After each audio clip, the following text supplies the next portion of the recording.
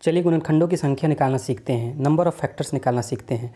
Question 1 कहता है 120 के गुणनखंडों की संख्या ज्ञात करें। सबसे पहले क्या करेंगे, 120 का फैक्टर करेंगे। 120 के जो भी फैक्टर होंगे उसके पावर में एक जोड़ेंगे, उसके पावर में एक जोड़ेंगे और फिर सभी को आपस में मल्टीप्लाई करेंगे। तो 3 में एक जोड़ेंगे तो 4 हो जाएगा, 1 में एक जोड़ेंगे तो 2 हो जाएगा, 1 में एक जोड़ेंगे तो 2 हो जाएगा। फिर आपस में मल्टीप्लाई करेंगे तो 4 दूनी 8 दूनी 16।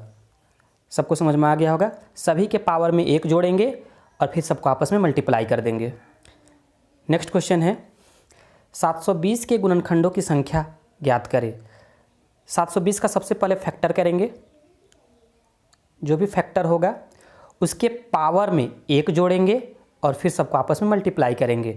4 में एक जोड़ेंगे तो 5, 2 में एक जोड़ेंगे 3, 1 में एक जोड़ेंगे 2, आपस में मल्टीप्लाई करेंगे 5 या 15 दूना 30। नेक्स्ट क्वेश्चन है 720 के गुणनखंडों की संख्या का योग ज्ञात करें। ध्यान रखिएगा, इस बार योग बोला है। तो सबसे पहले 720 का फैक्टर करेंगे, जो भी पावर आएगा उसको 0 से लिखेंगे लास्ट तक। जैसे 2 का पावर 4 है तो इसको 2 का पावर 0 प्लस 2 का पावर 1 प्लस 2 का पावर 2 प्लस 2 का पावर 3 प्लस 2 का पावर 4 तक लिखेंगे। नेक्स्ट है 3 का स्क्वायर है तो 3 का पावर 0 से लिखेंगे, 3 का पावर 0, 3 का पावर 1 और 3 का पावर 2। नेक्स्ट है 5 का पावर 1 तो 5 का पावर 0 और 5 का पावर 1। सबको आपस में ऐड करेंगे, फिर जो रिजल्ट आएंगे उसको आपस में मल्टीप्लाई करेंगे, जो आएगा वही आंसर होगा। नेक्स्ट चलते हैं। याद रखिए गुणनखंडों की संख्या का योग निकालने बोले तो जो भी पावर आएगा उसको 0 से लेकर हाईएस्ट तक आएंगे, आपस में जोड़ेंगे और फिर मल्टीप्लाई करेंगे। नेक्स्ट क्वेश्चन है 720 के सभी गुणनखंडों की संख्या ज्ञात करें। इस बार गुणनखंडों की संख्या बोला है, सम गुणनखंडों की संख्या, ठीक ना। सम गुणनखंडों की संख्या, सम मतलब इवन नंबर। इस बार इवन नंबर पर बात है। तो हम क्या लिखे हैं, जो भी पावर आएगा, मेरा कंसेप्ट था कि जो भी पावर आएगा उसमें एक जोड़ेंगे, ठीक ना। लेकिन जब सम संख्या आए तो याद रखिए सम संख्या के पावर में एक ऐड नहीं करना है। जैसे 720 का पावर, 720 का फैक्टर करेंगे तो 2 का पावर 4, 3 का पावर 2, 5 का पावर 1 है। तो 2 चूँकि आपका सम संख्या है, इवन नंबर है, इसलिए इसका 4 को 4 उतारिए, बाकी सब में जोड़ दीजिए। 2 में एक जोड़ेंगे तो 3 होगा, 1 में एक जोड़ेंगे तो 2 होगा।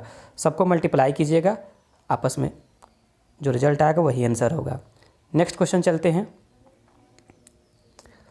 याद रखिए सम संख्या यहाँ पे नोट कर दिए हैं ना कि सम संख्या के पावर में +1 नहीं करना है, बाकी विषम संख्या के पावर में 1 जोड़कर निकालना है। नेक्स्ट क्वेश्चन है 720 के सभी सम गुणनखंडों की संख्या का योग निकालना है। इस बार सम गुणनखंडों की संख्या का योग निकालना है। तो 720 का फैक्टर करेंगे, 720 का फैक्टर करेंगे तो 2 का पावर 4, 3 का पावर 2 और 5 का पावर 1 आया। हम योग में बताए थे कि सबको 0 से स्टार्ट करना है और हाईएस्ट नंबर तक आना है। तो 0 से स्टार्ट करेंगे लेकिन 2 को 0 से नहीं लेना है। याद रखिए सम गुणनखंडों के योग में 2 का 1 से स्टार्ट करते हैं। तो 2 का पावर 1, 2 का पावर 2, 2 का पावर 3, 2 का पावर 4, बाकी सबको 0 से स्टार्ट कीजिए। 3 का पावर 0, 3 का पावर 1, 3 का पावर 2, 5 का पावर 0, 5 का पावर 1। फिर आपस में सोल्व कीजिए, इसको आंसर निकल कर आ जाएगा 49, ठीक ना। नेक्स्ट क्वेश्चन चलते हैं। 420 के सभी विषम गुणनखंडों की संख्या ज्ञात करना है। विषम गुणनखंड की संख्या, तभी सम संख्या सीखे थे जिसमें हम बताए थे कि सम संख्या के पावर में एक नहीं जोड़ेंगे, ठीक ना। अब विषम संख्या के बारे में देखिए। तो 420 को सबसे पहले फैक्टर करेंगे तो फैक्टर निकल कर आया 2 का पावर 2, 3 का पावर 1, 5 का पावर 1 और 7 का पावर 1। जनरल नियम क्या है कि सभी के पावर में एक ऐड करना है, लेकिन यहाँ विषम गुणनखंड है। तो विषम गुणनखंड में क्या बोले कि विषम गुणनखंड की संख्या ज्ञात करने के लिए 2 को नहीं लेते हैं, ठीक ना। विषम गुणनखंड की संख्या ज्ञात करने के लिए 2 से नहीं लेते हैं। तो आप 2 का पावर 2 है ना, इसको 2 का पावर 0 ले लीजिए। बाकी जो नियम है हम लोग का वही काम करेंगे, सब में एक जोड़ेंगे। तो 1 में 1 जोड़िए 2 होगा, 1 में 1 जोड़िए 2 होगा, 1 में 1 जोड़िए 2 होगा। फिर सबको आपस में मल्टीप्लाई कर देने से आंसर आ जाता है। नेक्स्ट चलिए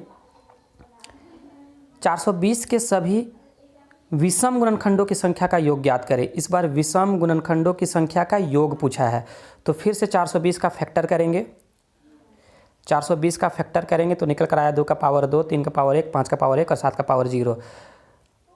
तो 2 का पावर 0, और हम बताए थे कि जो भी हाईएस्ट पावर है 0 से लेकर हाईएस्ट पावर तक आना है, लेकिन 2 को नहीं लेना है। विषम गुणनखंडों की संख्या का योग ज्ञात करने के लिए 2 का पावर 0 लेते हैं, 2 को काउंट नहीं करते हैं, ठीक ना। तो फिर से वही काम, 2 का पावर 2 था उसको 2 का पावर 0 कर दीजिए। अब इसको बढ़िए, 3 का पावर 0, 3 का पावर 1, 5 का पावर 0, 5 का पावर 1, 7 का पावर 0, 7 का पावर 1, आपस में सबको मल्टीप्लाई कर दीजिए, कैलकुलेशन कीजिए, आंसर हो जाएगा। नेक्स्ट चलिए, 2000 के गुणनखंडों का औसत ज्ञात कीजिए। औसत का मतलब क्या होता है? औसत का मतलब होता है ना कि गुणनखंडों का कुल योग बट्टा गुणनखंडों की संख्या, ठीक ना। तो सबसे पहले गुणनखंडों की संख्या निकालेंगे। तो गुणनखंडों की संख्या निकालना बहुत आसान है। सबसे पहले 2000 का फैक्टर करेंगे। 2000 का फैक्टर निकल कर आता है 2 का पावर 4 और 5 का पावर 3।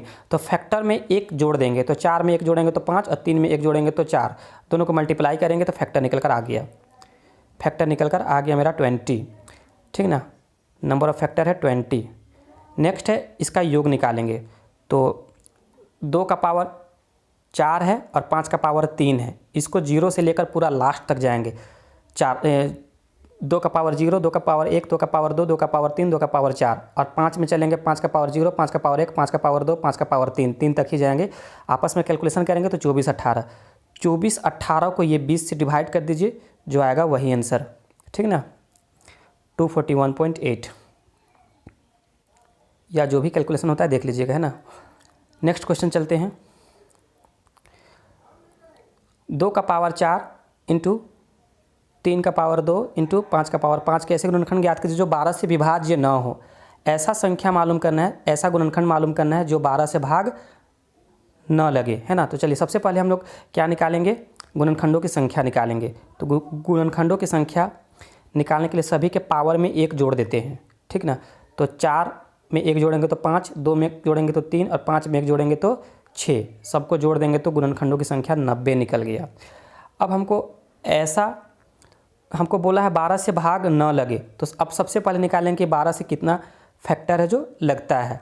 तो 12 से गुणकों की संख्या, यहाँ से देखिए 12 से कैसे निकल कर आता है। देखिए 2 का पावर 3 करेंगे, 2 दूनी 4, 4 दूनी 8,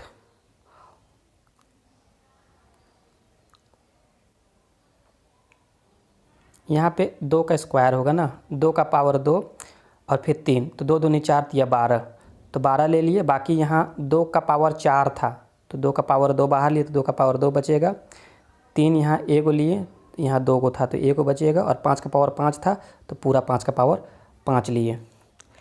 अब देखिए इसको जब कैलकुलेशन किए, हम बोले कि पावर में 1 जोड़िएगा, तो 2 में 1 जोड़ेंगे तो 3, 1 में 1 जोड़ेंगे तो 2 और 5 में 1 जोड़ेंगे तो 6।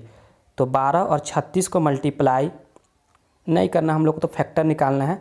तो 12 से गुणकों की संख्या ये निकला 12 इंटू 36। अब total number of factors which is not multiple of 12, हमको जानना है कि वैसा संख्या जो 12 से भाग न लगे। तो टोटल नंबर में जो भाग लगे, जो फैक्टर है उसको घटा दीजिए, 36 को घटा दीजिए, आंसर निकल कर आ जाएगा। नेक्स्ट क्वेश्चन है 2 का पावर 3, 3 का पावर 5 और 5 के पावर 7 के ऐसे गुणनखंडन ज्ञात कीजिए जो 30 से भाग न हो, जो 30 से विभाज्य न हो। सेम कहानी, सबसे पहले नंबर ऑफ फैक्टर निकालेंगे। तो 3 का पावर में 1 जोड़ेंगे तो 3 में 1 जोड़ेंगे तो 4, 5 में 1 जोड़ेंगे तो 6 और 7 में 1 जोड़ेंगे तो 8, सबको आपस में मल्टीप्लाई करेंगे तो 192 निकल गया। फैक्टर्स निकल गया 192। अब 30 से विभाज्य है बोला, तो सबसे पहले जानेंगे 30 से कितना नंबर भाग लगता है। तो 30 से हमको क्या लेना होगा, 2 तिया 6 5 30, यानी कि यहाँ से 1 2 लिए, यहाँ से 1 3 लिए, यहाँ से 1 5 लिए, तो यहाँ से 2 का पावर 2 बच गया, 3 का पावर 4 बच गया और 5 का पावर 6 बच गया, यानी कि 30। अब ये जो पावर है ना, इसमें 1 जोड़ेंगे तो 2 में 1 जोड़ेंगे तो 3, 4 में 1 जोड़ेंगे तो 5 और 6 में 1 जोड़ेंगे तो 7, तो 105 निकल कर आया।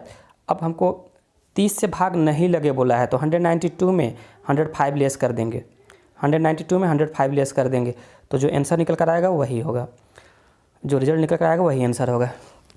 Thank you. चलिए इतना क्वेश्चन का आप लोग प्रैक्टिस कर लीजिए, है ना। उसके बाद फिर से हम आपको आगे प्रैक्टिस कराते हैं। धन्यवाद।